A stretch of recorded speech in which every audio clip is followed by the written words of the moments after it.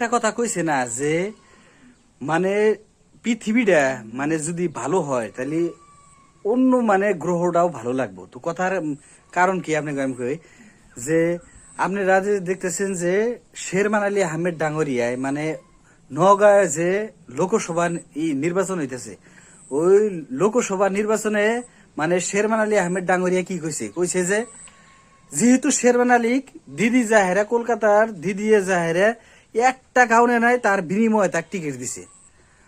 আর Sherman Ali Ahmed Jahera Nagaon Jahera এবারে আর কি ধরো যে করছে মানে এবারে একজন মানুষ বিচারে দিয়েছে যে মানুষটা ইংলিশ জানবো, হিন্দি একবারে ইজি ইজি একবারে ইজি টাইপের মানে ইংলিশ একবারে লাগবো, হিন্দি লাগবো। তারপরে যাহেরা আপনার মানুষটা সততা অনাকবো, বিনা পয়সায় বিনা স্বার্থই কাম করা নাকবো।